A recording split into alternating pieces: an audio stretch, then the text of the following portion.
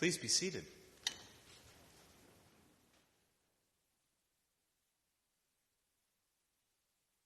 The season of Lent is almost upon us, as today we celebrate the last Sunday of Epiphany. And we hear a gospel story about Jesus taking his closest friends up on a mountaintop to pray. Now, it's been pretty warm lately. I'm not complaining, and I will knock on the pulpit, but I have not shoveled snow once this winter to this date.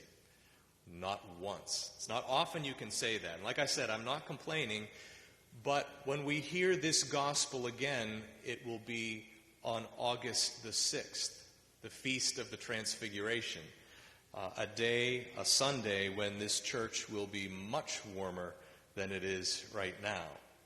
Now, we're not to August 6th yet, but we have a little preview of the Transfiguration as these readings are given to us on the last Sunday before we begin our Lenten journey together. In August, we'll hear Luke's version of the story instead of Matthew's, but the core elements are the same. There's a mountaintop, a miraculous change in Jesus' appearance, cameos by Moses and Elijah, and a voiceover by God. Now, I'll save my full Transfiguration sermon for August 6th. You can pull out your Google calendars and go ahead and throw that on. That will be in August. But as a part of our Lenten warm-up this morning, I just want to focus on a very ordinary human response in the midst of this very extraordinary event. Now, we have three versions of this story. The story of the Transfiguration shows up in Matthew and Mark and Luke. I won't repeat Matthew's, you just heard it, but Mark's version goes a little something like this for that end section. Peter said to Jesus, "Rabbi, it is good for us to be here. Let us put up 3 shelters, one for you, one for Moses, and one for Elijah." And then in parentheses, he did not know what to say because they were so frightened. Mark throws in that little human element. And then Luke picks up on that a little bit. Peter and his companions were very sleepy, but they became fully awake, and they saw his glory and 2 men standing with Jesus. As the men were leaving Jesus, Peter said to him, "Master, it is good for us to be here. Let us put up 3 shelters, one for you, one for Moses, and one for Elijah." And then in parentheses, he did not know what he was saying. Now, Luke and Mark, I think, present a little bit of a more honest, a more full picture of the human response of Peter to this extraordinary event. Now, put yourself there, right? This is a James Cameron Hollywood moment.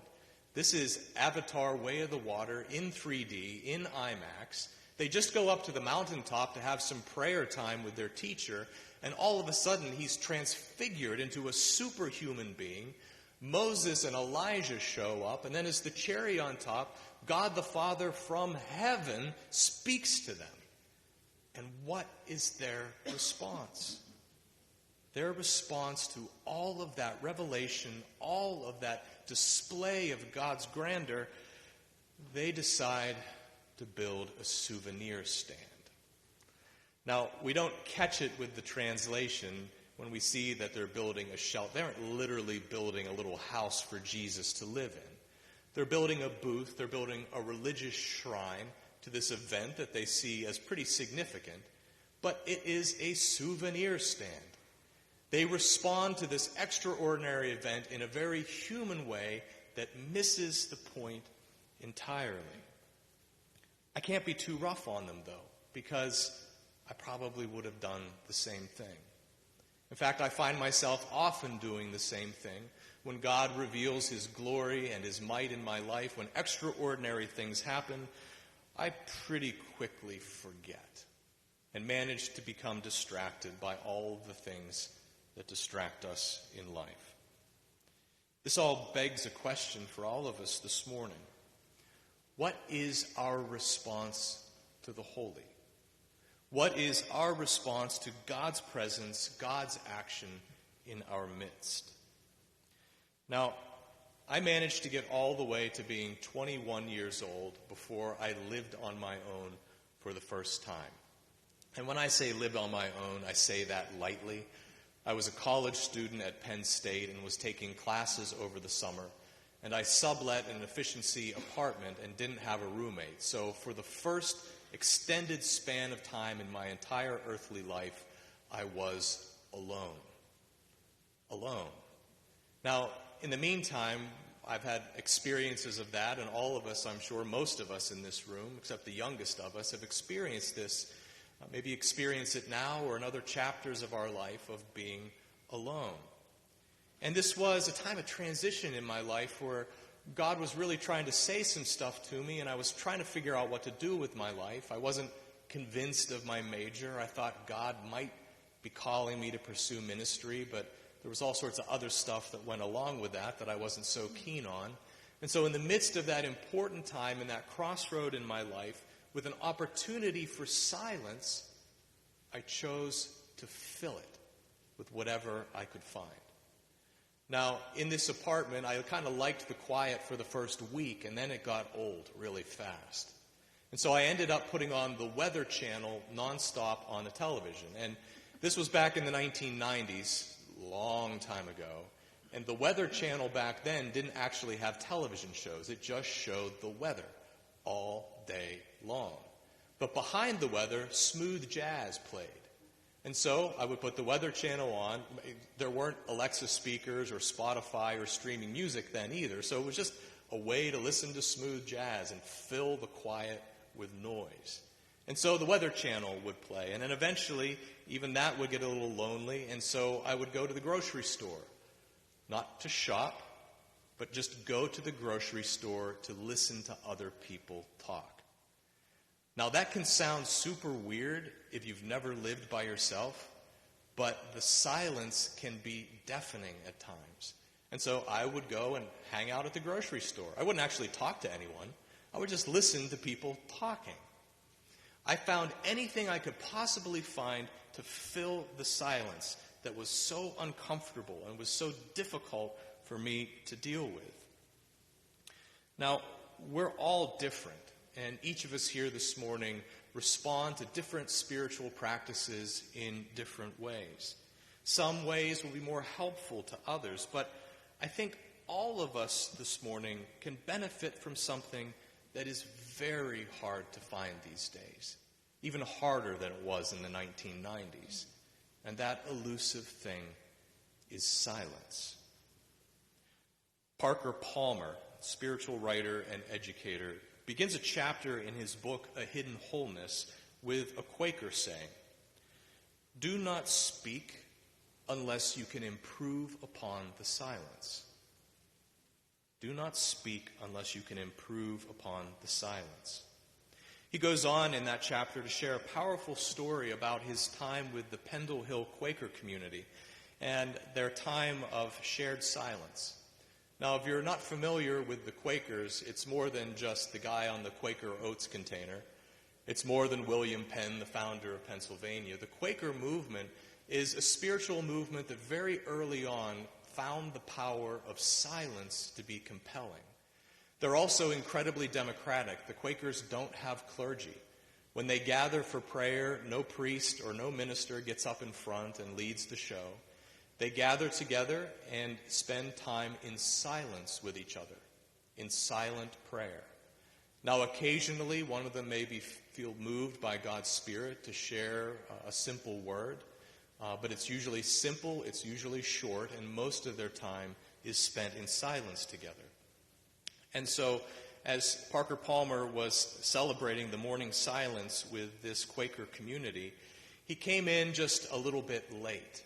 And as he walked into the back of their prayer space, he realized that there was one seat left in their space, and it was right towards the front. And as he began to walk towards the front of the prayer place, he began to realize that something awful was about to happen. The one open seat in the front was next to the person in that community that he despised the most. Now, It's funny when you read writings from spiritual writers, they try to be very, spiritual about stuff. But Parker Palmer is very, very honest as he shares what this was like. He said, in his mind, this woman was a hell spawn. She was the exemplar of evil in his life. He didn't like her. He didn't like how she acted. He liked nothing about her life, could find nothing redeeming in her. And so he was just crawling with discomfort as he had to go up and sit in the only empty seat right next to her. He said he sat there and became increasingly uncomfortable until he realized he really just needed to chill out a little bit. And so he calmed his breathing and relaxed his mind and found a moment of quiet in the midst of his anxiety. As he sat there, he said, in his peripheral vision, he saw a beam of sunlight shine through the window of the chapel space and land on top of the woman's hand that was resting on her knee as she was in silent prayer.